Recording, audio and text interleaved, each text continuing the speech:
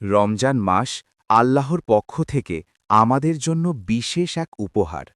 এই মাসে সওয়াব দ্বিগুণ হয়, দোয়া কবুল হয় এবং প্রতিটি নেক আমল আমাদের কাছে নিকটতম হয়ে যায়।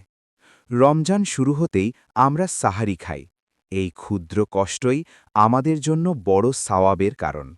আল্লাহ বলেন, যে তোমাদের জন্য রোজা রেখেছে আমি তার জন্য পুরস্কার রাখব। রমজান শুধু ক্ষুধা তৃষ্ণা নয়, এটি আমাদের মন, শরীর ও আত্মাকে শুদ্ধ করার সময়।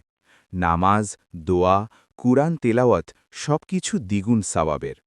যে ব্যক্তি রোজা রেখে দরিদ্রদের খাওয়ায়, সাহায্য করে, আল্লাহ তার জন্য স্বর্গের দ্বার খুলে দেন। রমজান মাসে দান, সহানুভূতি ও ক্ষমাশীল হওয়া বিশেষ গুরুত্বপূর্ণ। ইফতারের আনন্দ আলাদা। ক্ষুধার সময় আল্লাহর পক্ষ থেকে ইফতার প্রদানকারীর জন্য বড় সওয়াব রাখা হয়েছে। ছোট কাজেও বড় বরকত রয়েছে।